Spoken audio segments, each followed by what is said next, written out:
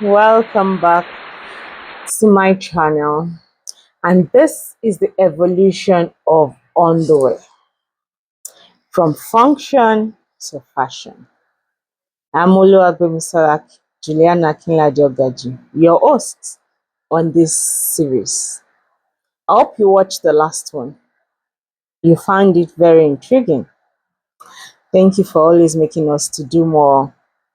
We are your advocate for wellness from the inside out.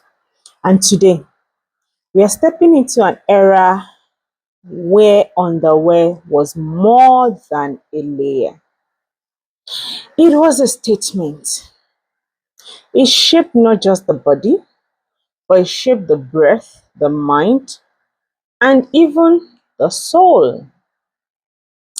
So, today, we are starting right now. In the Middle Ages, the undergarment was very simple, like we said in the last episode. If you've not seen that episode, please check in the description box for the link to it. There were a lining chemise protective layer that is just beneath the dress. But by the 1500s, something shifted. Noble women, they were bound in what they called pairs of bodies. These were not mere bodies, they were engineered structures, stiffened with whalebone. Some were even with wood.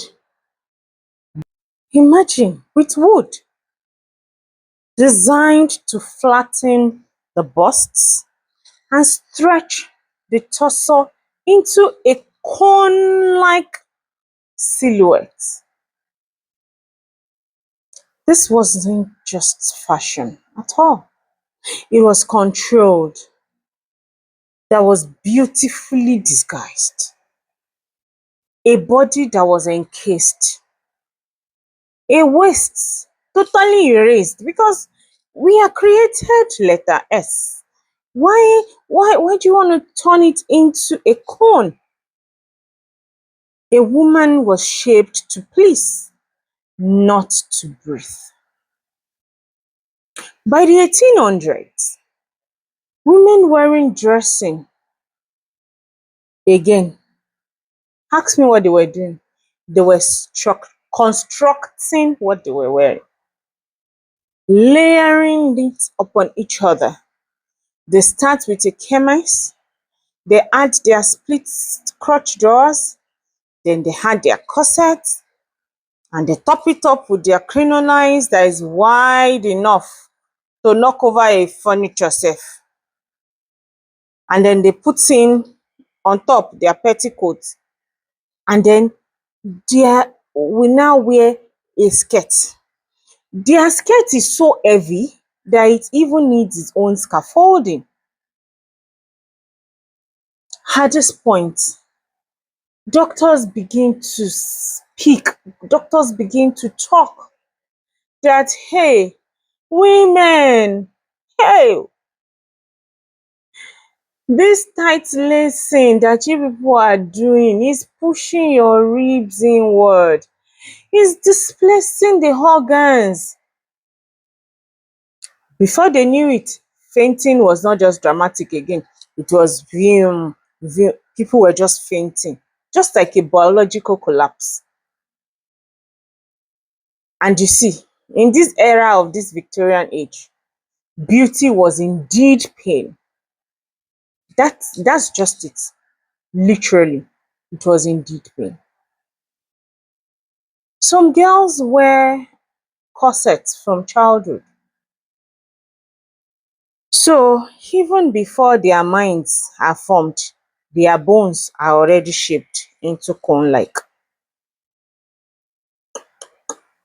By the late 1800s, medical journals started documenting deaths by tight lacing, deaths by faint spellings, deaths by anemias, etc. and what society called elegance. The medicine helped them to tag it as crisis. It was crisis. Women were literally suffering in silence, and they called it fashion. Hey, but you know what? Pressure builds change. And of course, you know women. So the women of this age, even though they were tightly laced together like this, they were not powerless. You'll find out soon. Why I said they were not powerless, you know, women, I love my gender. We are not powerless. We entered the industrial age, which comes with the revolution. And at this stage, machines were allowed to start producing underwear in mass. Underwear became very accessible, but still not wearable. Just as they were finding solution to the crisis they created in that era of Victorian, then the war came. And then women had to leave, they had to move, they had to walk now, they had to lead. There was no time for the whalebone or the wires again.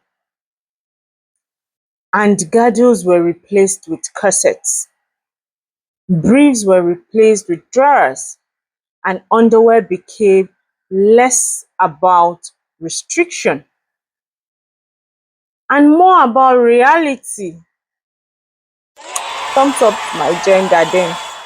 You see, I told you that women are not powerless. This is the moment that I used to feel so proud of. I'm a woman. Are you proud to be a woman?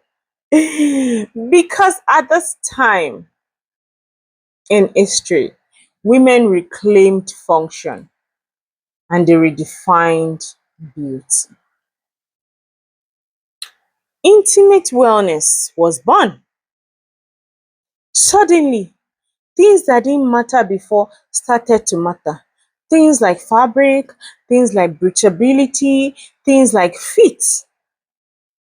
It was no more about impressing the whole world. It was about honoring the body that is carrying you through the world. So, the next time you hook your bra or you pull on your briefs or panties, pause, feel it, feel the freedom, feel the softness, the ease. Feel it that is not just clothes, not just clothes.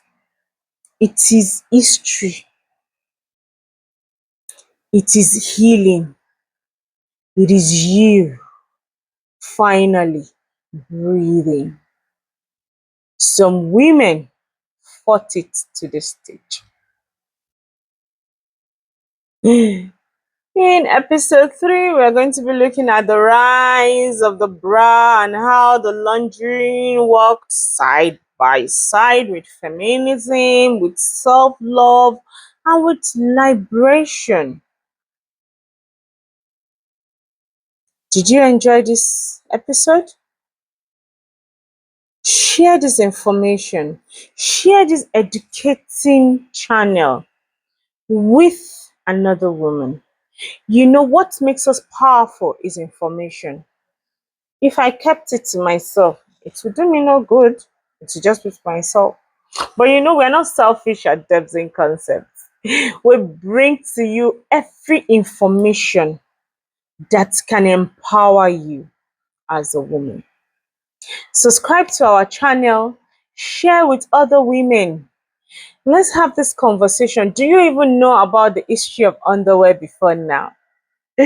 Are you sure? Because this story that we are telling in this series is not just about fashion, it's actually our truth.